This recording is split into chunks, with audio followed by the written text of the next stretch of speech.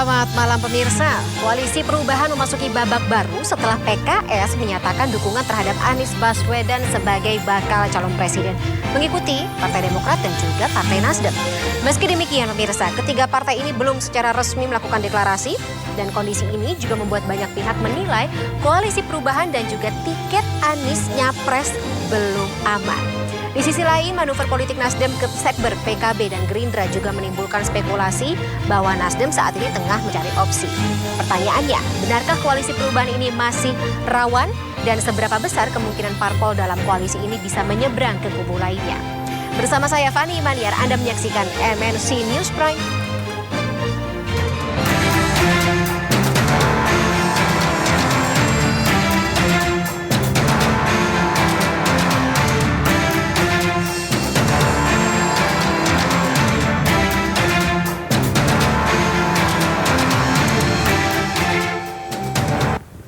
Ya pemirsa, Partai Keadilan Sejahtera atau PKS akhirnya resmi mengumumkan dukungannya untuk Anies Baswedan sebagai Capres 2024 menyusul Partai Nasdem dan Partai Demokrat.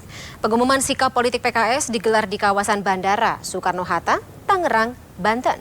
Setibanya tim kecil PKS dari Istanbul, Turki.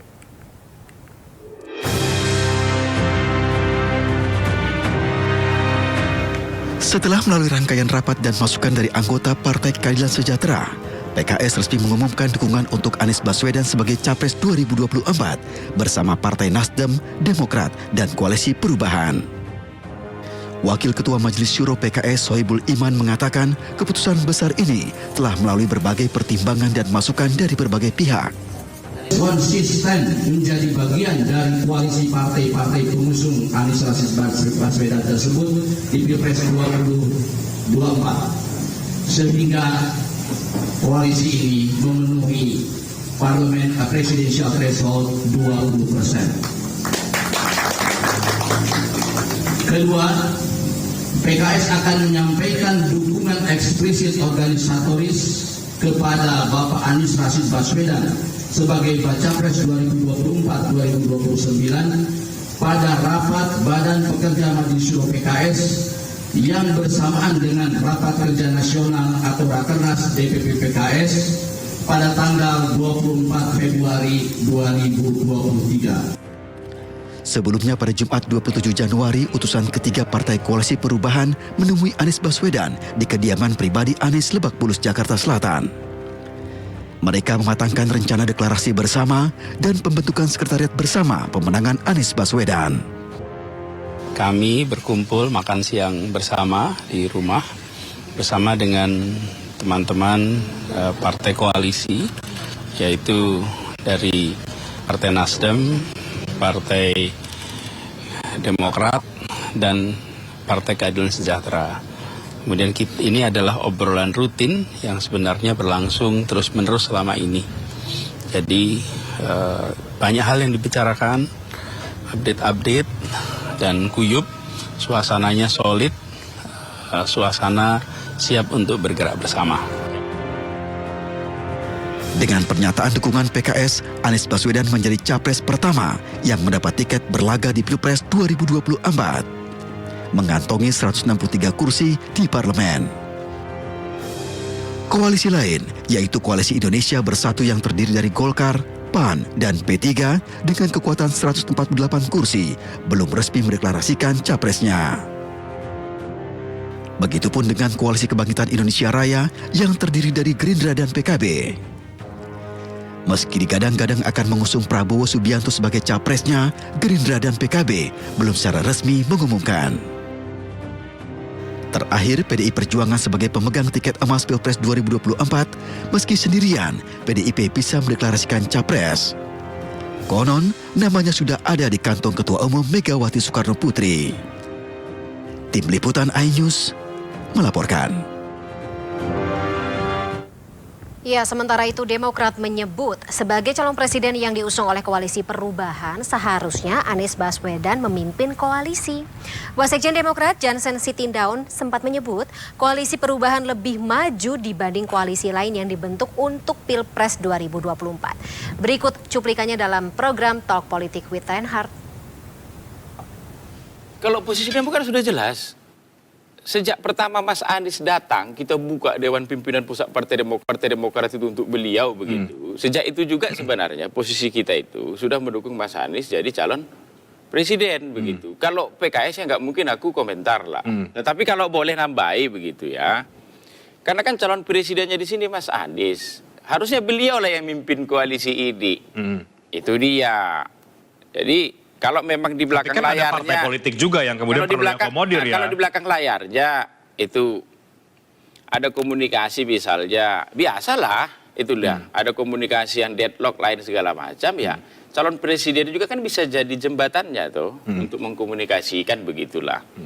Jadi kalau soal PKS kapan ya kembali ke teman-teman PKS, mereka punya mekanisme itu yang aku katakan di awal tadi itu soal analogi perusahaan. Kalau di PKS tuh mereka punya lagi mekanisme majelis syuro kalau tidak salah tuh. Majelis syuro ke atas. Majelis syuro punya mekanisme lagi rapat majelis begitu. Nggak bisa hanya individu begitu. Kolektif Pak Segap Al-Jufri saja begitu dia. Jadi memang ada mekanisme masing-masing. Karena kalau partai itu kemudian tidak memenuhi itu, nanti kader di bawah mengatakan nggak sah. Karena mekanisme ini nggak dilalui katanya.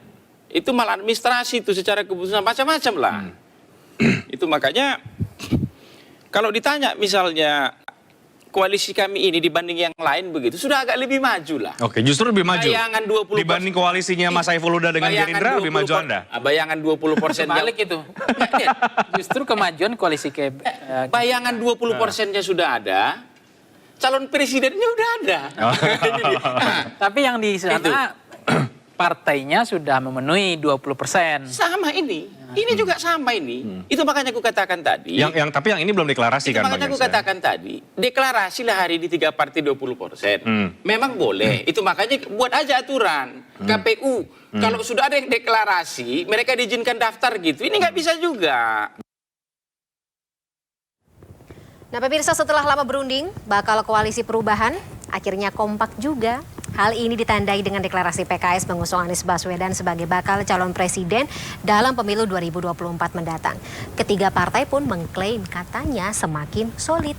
Namun apakah dengan kekompakan tiga partai ini serta-merta bisa membuat posisi Anies Baswedan sebagai baca pres 2024 ini aman, mengingat hingga kini koalisi yang disebut ini belum juga mendeklarasikan nama yang bersangkutan, yang artinya juga ada tendensi masih rentan untuk digoyang.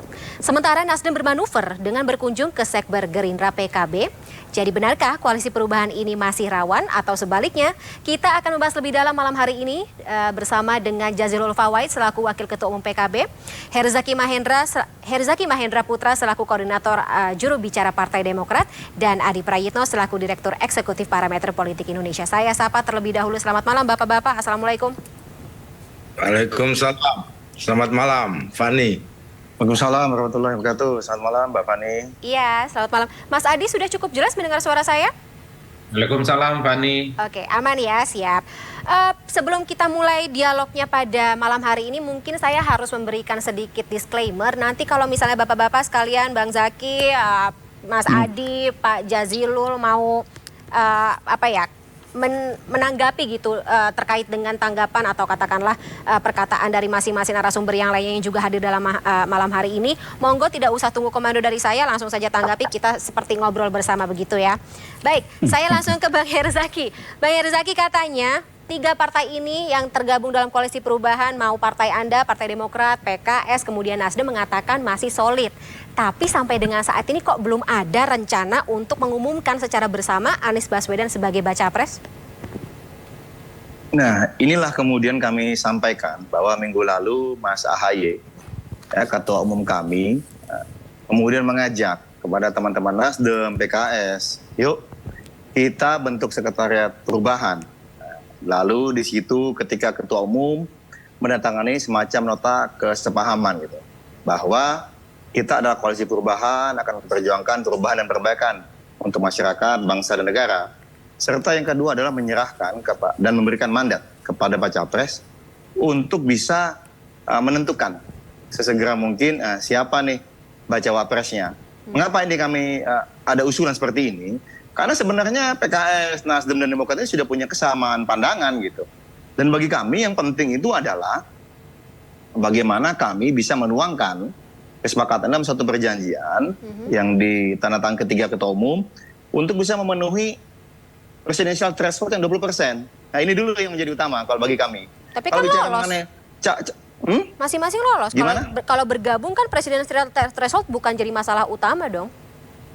Benar. Nah, tetapi yang tadi Mbak, kami ingin tuangkan tadi. Kami ingin tuangkan dalam suatu dokumen resmi. Kalau sekedar deklarasi, mohon maaf, deklarasi ini kan lebih kepada formal aja gitu. Lebih kepada formalitas saja menurut kami. Dan lagi pula kami melihatnya bahwa bagaimana pemenuhan 20% itu, ya tadi, tanda tangan nih ketua umum ini. Sama-sama kita di koalisi perubahan, ayo kita bentuk sekretariat perubahan. Dan kita berikan mandat kepada baca pres tadi agar baca wapres bisa memilih siapa nih baca wapres yang diinginkannya. Jadi ini proses yang kami lakukan gitu. Jadi memang kalau kita bicara mengenai bahwa kenapa belum deklarasi, ya tadi kami ini partai politik Mbak. Tugasnya adalah bagaimana menemukan, ya kan, mencari pasangan calon nih, ya kan, masyarakat ini kan sangat ingin perubahan. Sehingga kami bagaimana kemudian menyeleksi pemimpin, calon presiden dan calon wakil presiden. Nah setelah itu kami akan antarkan kepada publik. Nanti deklarasinya, glorifikasinya akan dilakukan oleh rakyat nih di seluruh Indonesia. Berarti kalau saya tangkap Bang Herzaki, mohon maaf saya potong, ini mentok di pembahasan cawapres, bakal cawapres. Enggak dong, enggak. Kalau baca wapres sudah jelas sikap kami bertiga, kami serahkan kepada baca pres. Nah udah jelas siapapun itu, udah pernyataan ya? kami. Iya, jadi pernyataan Mas Ahaye minggu lalu kemudian tadi malam pernyataan dari Pak Sohibul Iman, kan seperti itu dari PKS, ya kan? Nah sebelumnya kan Nasdem sudah sampaikan bahwa memang kalau cawapres tergantung kepada capres, kan begitu? Karena bagaimanapun kami berharap bertiga ini kan punya posisi yang setara. Memang wajar lah kalau kemudian setiap dari partai punya aspirasi atau keinginan, ada kader utamanya yang bisa jadi baca wapres. Tetapi kami sudah bersepakat ya bahwa kami tidak ingin pembahasan mengenai baca wapres ini malah menghambat pembentukan koalisi perubahan karena rakyat udah menunggu banget ini gitu.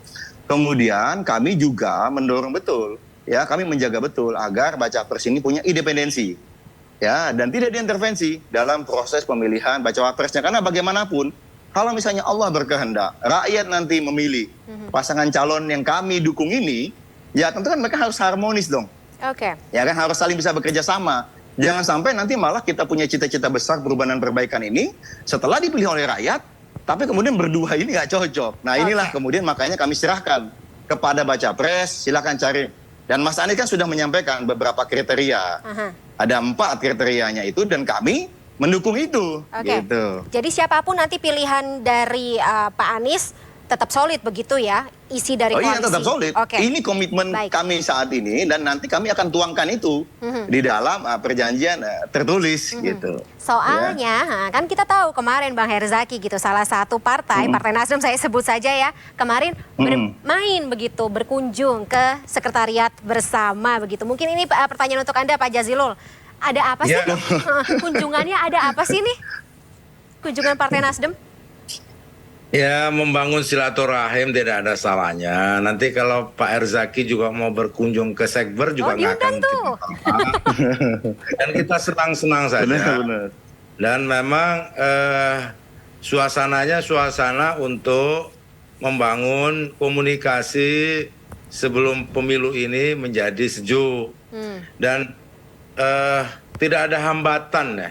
Saya dengan Mas Herzaki atau dengan partai yang lain tidak ada hambatan meskipun kami sudah membangun perjanjian tertulis dengan Gerindra. Nah kita tinggal satu tahap lagi untuk menentukan capres dan cawapresnya serta siapa tahu masih ada partai yang bergabung gitu. Nah, dan memang tidak mudah.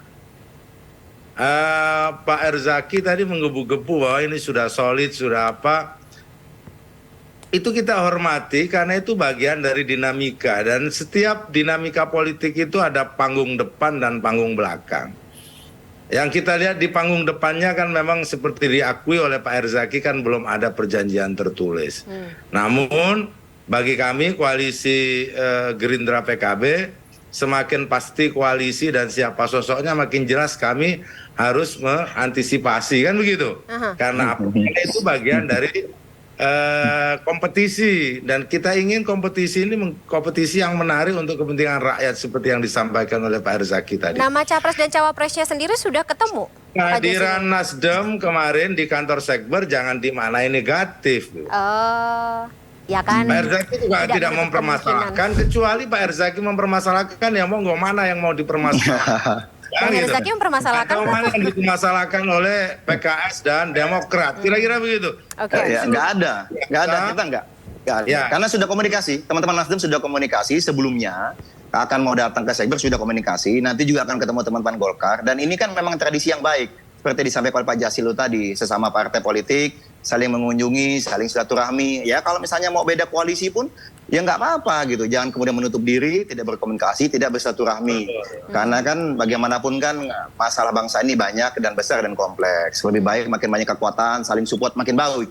Apa di dalam ataupun di luar. Tapi pasti ada yang dibahas dong, Pak Jazilul, kan ya, ketika tadi silaturahmi itu dilakukan, pasti ada yang dibahas dong. Masa nggak ada yang Pasti apa yang disampaikan kurang lebihnya seperti Pak Herzaki tadi disampaikan kan. Kami menunjukkan bahwa posisi kami PKB dengan Gerindra sudah ada perjanjian tertulis, ada tahap-tahap yang dibicarakan, bahkan kami ada limitasi waktu bulan Maret untuk menentukan presiden dan wakil presiden. Kalau Pak Herzaki kan belum ada limitasi waktunya, kira-kira begitu. Nah, Pak Jazilul, tapi kalau misalnya, mohon maaf saya potong lagi, gimana? Untuk mengelola kebersamaan.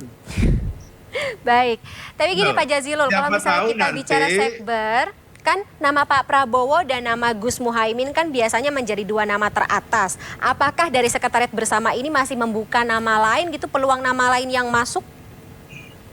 Nah, tentu itu sesuai dengan perjanjian politik, semuanya mandatnya ada di tangan Pak Prabowo dan Gus Muhaimin.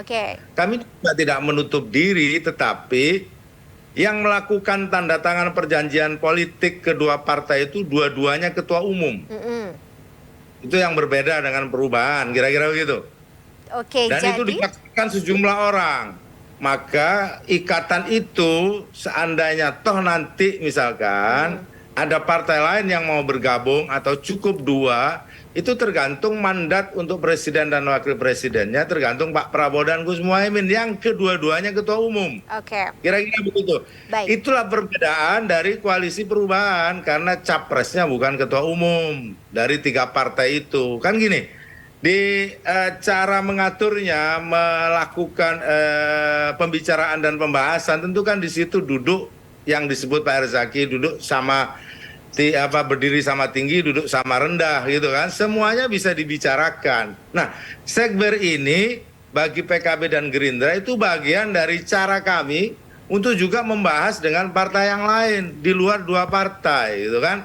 Siapa tahu ada partai non parlemen atau partai parlemen yang bisa memberikan gagasan terkait dengan arah Indonesia ke depan maupun pasangan presiden dan wakil presiden.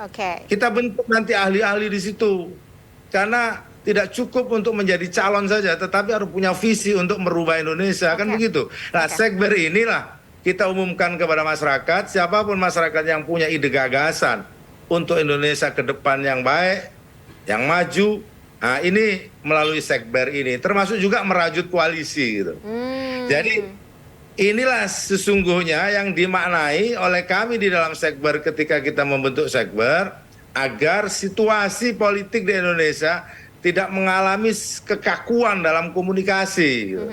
Baik Pak Jazilul. Karena kan ada kelompok-kelompok partai, baik parlemen non parlemen, kelompok-kelompok partai di dalam koalisi pemerintah dan di luar pemerintah, kadang menimbulkan ketegangan-ketegangan gitu.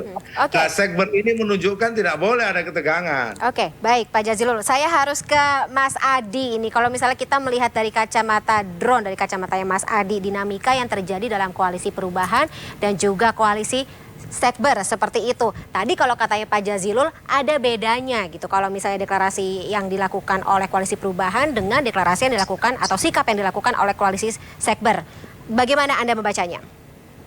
Ya, saya kira ini baru separuh perjalanan, bahkan cenderung setengah hati ya. Karena kalau bicara tentang koalisi, ada tahapan penting yang mesti dilalui. Bahkan ada 4. Pertama, tahap perkenalan. Saya kira Demokrat, PKS, dan Nasdem ini kan selama ini saling berkenalan sebenarnya karena tidak pernah punya riwayat bekerja sama.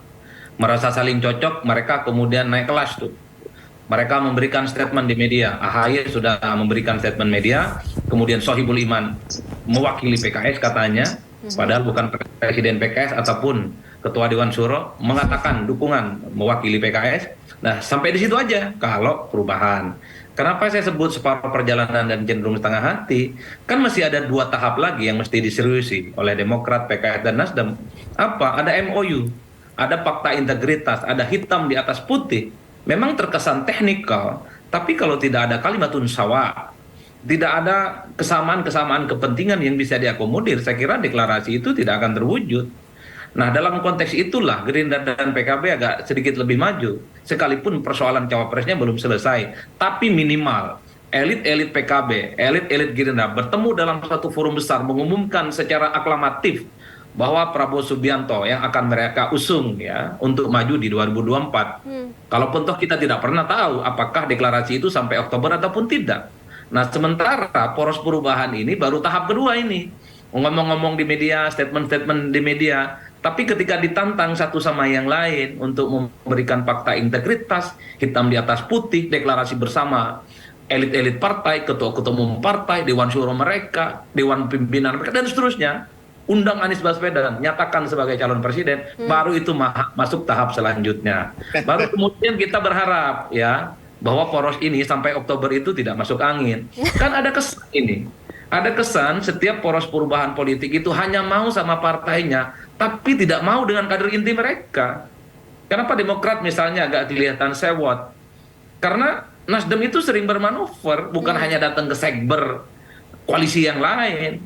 Bahwa Anies yang menentukan cawapres, iya tidak ada bantahan. Tapi kan sejumlah elit Nasdem selalu bilang sangat mungkin mengusung calon lain di luar AHY dan Aher. Nyebutlah Hovifah, nyebutlah Andika. Jadi kalau saya jadi orang nama Pak Anies nggak aman juga, gitu maksudnya? Kalau saya jadi PKS marah juga. Ini Nasdem maunya sama Demokrat sama PKS-nya saja, tapi sama kader-kadernya tak mau kan. Kacau juga ini cerita. Kan ini yang sebenarnya tidak membuat kenapa Nasdem dan PKS itu buru-buru mau deklarasi bersama. Cawapresnya siapa dulu? Karena Demokrat itu punya trauma masa lalu. Dulu mendukung Prabowo Subianto, tapi setelah itu ditinggalkan AHY tidak dipilih. Tapi justru yang dipilih adalah Sandi. Itu yang sepertinya membuat tarikan napas kenapa saya bilang ini baru separuh perjalanan dan cenderung setengah hati. Kenapa setengah hati Mbak Fania? Ini saya belum nemu nih poros perubahan politik itu lantang bicara bahwa Jokowi itu rezim gagal. Wah, nggak ada itu yang berita begitu. Anies nggak pernah ngomong. Kritik IKN dari Singapura. Padahal kita ingin dengar itu keluar dari Anies, dari kantornya Nasdem, kantornya Demokrat, dari kantornya PKS. Jokowi itu rezim hutang. Kalau perubahan hutang, bahwa hutang di Indonesia akan dikorek. Oh, kalau itu yang terjadi, ini betul-betul mantap. Jadi rakyat Indonesia akan tepuk tangan. Kalau begini, Demokrat udah loh. Kalau begini-begini, belum ya? Demokrat udah loh. Demokrat udah. Kritik IKN ngomong di Singapura. AHY udah bolak-balik loh di Rapimnas, di pidato politik. Misalnya. Kalau Demokrat sama PKS nggak ada soal, karena memang iman politiknya dari dulu memang berhadapan Jokowi. Tapi kalau melihat Nasdem selalu mengatakan Jokowi bahagia, Nasdem bahagia. Cari aman gitu. Nah, ini yang saya kira bahwa yang saya sebut sebagai setengah hati. Saya nggak tahu apakah kalau betul terjadi reshuffle, Nasdem diganti menterinya, mungkin secara perlahan akan seperti Demokrat dan PKS nyerang terus. Itulah tanda-tanda tidak setengah hati. Kan itu saja sebenarnya Mbak. Baru kemudian ada dinamika dan dialektika. Tanpa itu semua pada prinsipnya bagi saya Belanda masih jauh. Sebelum KPU menetapkan secara definitif siapa capres dan cawapres yang boleh bertanding di 2024, selama itu juga apapun judul poros perubahannya, entah Gerindra PKB, entah itu perubahan, entah itu KIB, entah itu PDIP, semuanya masih serba sangat mungkin berjalan. Oke, berarti masih belum ada konfirmasi atau ya bisa kita sebut nama Anies Baswedan dalam koalisi perubahan ini belum aman, begitu ya Bang Herzaki. Tapi tahan dulu jawaban Anda, Bang Herzaki, Mas Adi dan juga Pak Jazilul. Kita akan jeda terlebih dahulu. MNC News Prime masih akan kembali pemirsa setelah jeda berikut ini.